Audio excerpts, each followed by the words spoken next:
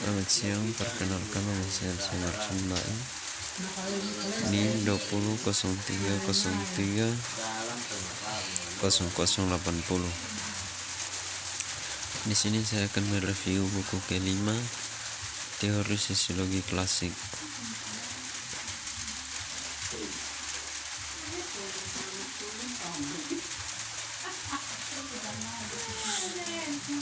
Bab 1. Apa itu fakta sosial? Sebelum memulai pencarian metode yang sesuai untuk studi fakta sosial, penting untuk mengetahui fakta apa yang disebut sosial. Pertanyaannya semakin penting karena istilah tersebut digunakan tanpa banyak ketelitian. Ini biasanya digunakan untuk menunjukkan hampir semua fenomena yang terjadi dalam masyarakat. Betapapun kecilnya kepentingan sosial dari beberapa keragaman yang mereka hadirkan, namun di bawah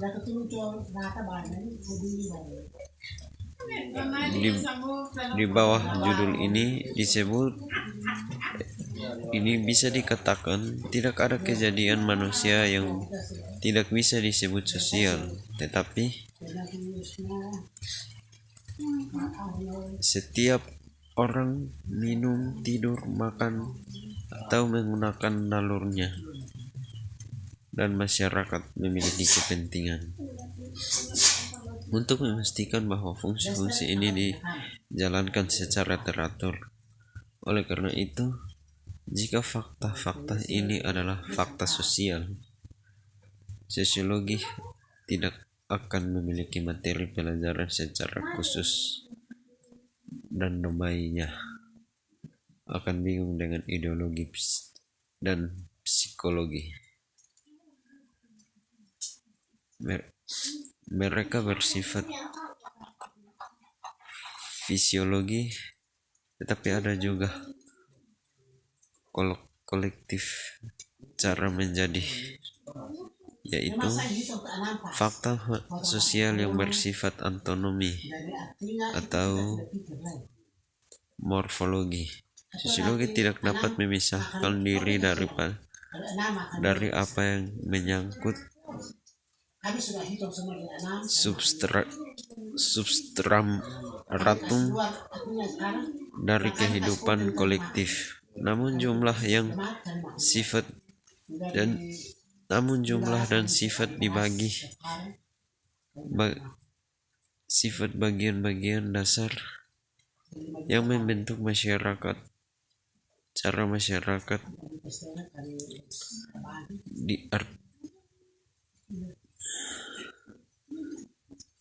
diartikulasikan, tingkat penggabungan yang telah mereka capai, distribusi populasi di permukaan bumi, tingkat dan sifat jaringan komunikasi, desain tempat tinggal, dan lain-lain. Tidak pada pedagang pertama tampak terhubung dengan cara bertindak, merasa atau berpikir. Bab 2. Aturan untuk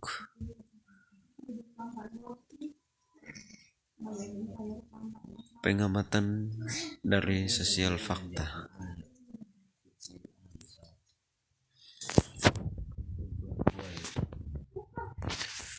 Pada saat ketika sebuah tekanan baru dari fenomena menjadi objek suatu ilmu, mereka sudah terwakili dalam pemikiran, tidak hanya melalui akal persepsi, tetapi juga oleh beberapa jenis konsep kasar terbentuk. Sebelum itu, dasar-dasar pertama fisika dan kimia yang diketahui, pria yang sudah dimiliki pengertian tentang fenomena fisik dan kimia yang melampaui persepsi murni saja. Seperti misalnya mereka ditemukan bercampur dengan semua agama. Ini karena pemikiran refleksi mendahului sains yang hanya menggunakan secara lebih metodis. Manusia tidak dapat hidup di antara benda-benda tanpa membentuk gagasan tantangan yang menurutnya ia mengatur perilakunya. Tetapi karena gagasan itu lebih dekat dengan kita dan akan lebih dalam pemahaman mental kita daripada realitas yang sesuai dengannya, kita secara alami cenderung menggantikan dengan realitas, memutuskan spekualitas apa adanya. Ahli-ahli mengganti, mendeskripsikan, dan membandingkan berbagai hal. Kami puas untuk merefleksikan ide-ide kami, menganalisis dan mengembangkan ahli-ahli ilmu yang berusaha dengan realitas. Kami melakukan tidak lebih dari analisis psikologi. Tentu analisis ini tidak mengesampingkan semua observasi. Kami dapat menggunakan fakta-fakta untuk menguatkan gagasan ini atau kesimpulan yang diambil darinya.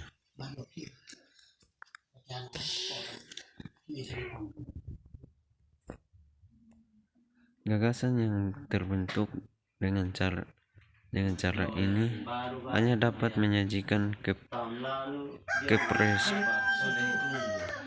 kepraktisan yang secara kasar sesuai dan kemudian hanya dalam kasus umum. Seberapa sering keduanya berbahaya dan tidak memadai. Oleh karena itu, bukan dengan merugikannya, namun seorang memperlakukannya, kita akan pernah berhasil menemukan hukum realitas. Di sebaliknya, mereka adalah sebagai tabir antara diajakan antara hal-hal dan diri kita sendiri, menyembunyikan mereka dari kita, bahkan lebih efektif karena kita percaya untuk menjadi lebih transparan. Tetapi pengalaman pendahulu kita telah menunjukkan kepada kita bahwa untuk menyadari dalam praktik kebenaran yang baru saja ditetapkan, tidaklah cukup untuk menunjukkan secara teoritis atau bahkan menyerapnya sendiri. Pikiran memiliki kondisi alami untuk gagal mengenalinya, sehingga mau tidak mau kita akan kembali ke kesalahan masa lalu kecuali kita tunduk pada disiplin yang ketat. Kami akan merumuskan aturan utama untuk disiplin ini, yang semuanya merupakan konsekuensi dari aturan sebelumnya. Akibat wajar yang pertama adalah seorang harus secara sistematis membuang semua prasangka. Bukti kasusnya sendiri, aturan-aturan ini tidak diperlakukan. Ini mengikuti dari semua yang telah kami nyatakan di atas. Selain itu, ini adalah dasar dari semua metode ilmiah. Metode keraguan Descartes pada dasarnya hanya merupakan penerapannya. 2. Tetapi aturan di atas sepenuhnya negatif. Ini mengajarkan sosiologi untuk melarikan diri dari dominasi umumnya, dipegang gagasan dan mengarahkannya perhatian pada fakta-fakta, tetapi tidak menyatakan bagaimana dia memahami fakta-fakta untuk mempelajarinya secara objektif. Tapi penyediaan ilmiah berkaitan dengan kelompok fenomena tertentu yang termasuk dalam definisi yang sama. Oleh karena itu, langkah pertama sosiologi haruslah mendefinisikan hal-hal yang diperlukan sehingga tidak dapat mengetahui dia juga dengan dapat materi pokoknya. Bab 3. Aturan untuk para distinction dari norma lain dari yang patologis. Pengamatan yang dilakukan sesuai dengan aturan sebelumnya mencampurkan dua aturan fakta sangat berbeda dalam beberapa hal-hal yang sebagaimana mestinya dan yang seharusnya berbeda dari apa adanya. Fenomena normal dan fenomena patologis. Kami bahkan telah melihat bahwa penting untuk memasukkan keduanya dalam definisi yang dengannya semua penelitian harus dimulai. Namun jika dalam aspek-aspek tertentu mereka memiliki sifat yang sama, namun keduanya merupakan dua varietas yang berbeda yang penting untuk dibedakan. Apakah sains memiliki sarana untuk membuat perbedaan ini?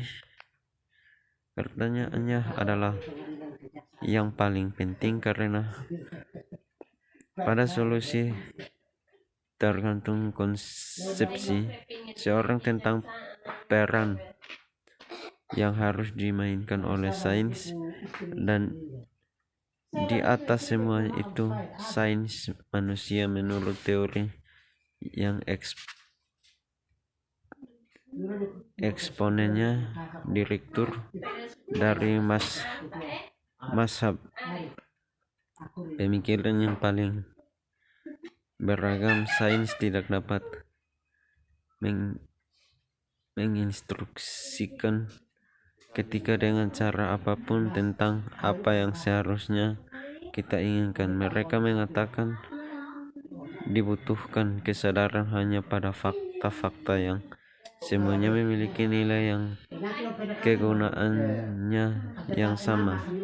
Ia mengamati, menjelaskan, tetapi tidak menilai mereka untuk tidak ada satupun yang tercela. Bab 4.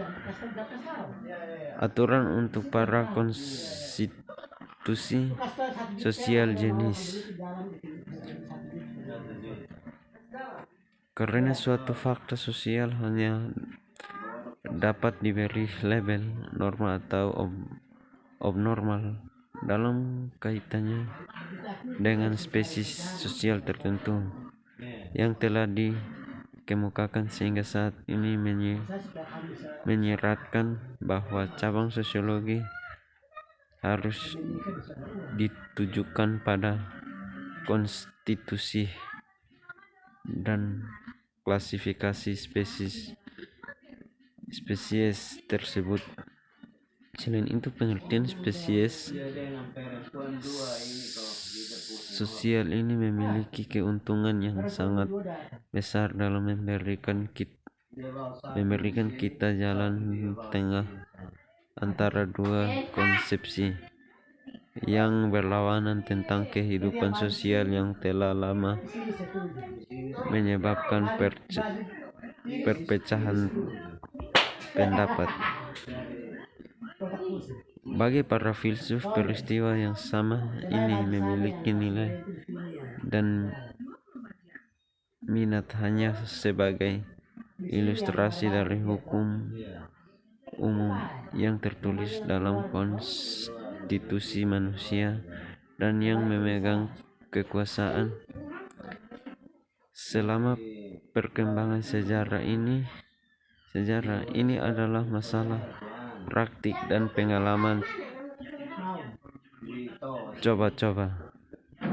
Bagi para filsuf, kondisi ini dapat dihitung sekaligus dan untuk selamanya bagi seluruh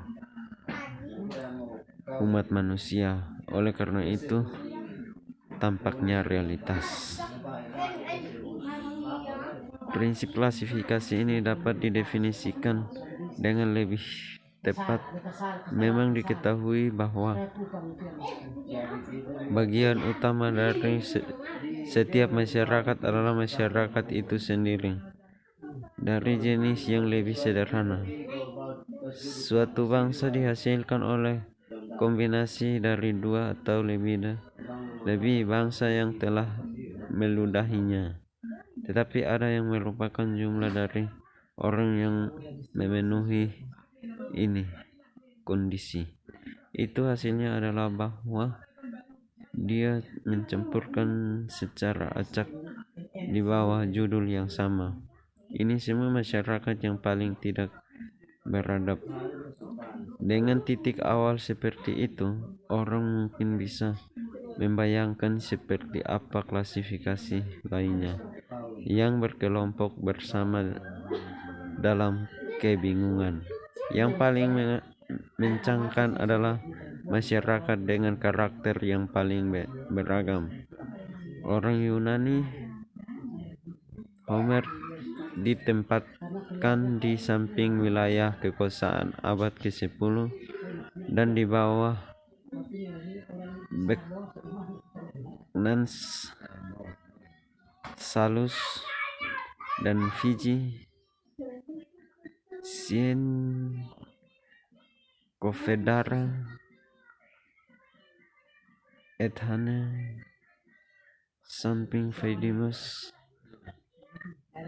dari abad ke-3 belas Perancis, dan bahwa yang orientasi dan Aristoteles. Terima kasih.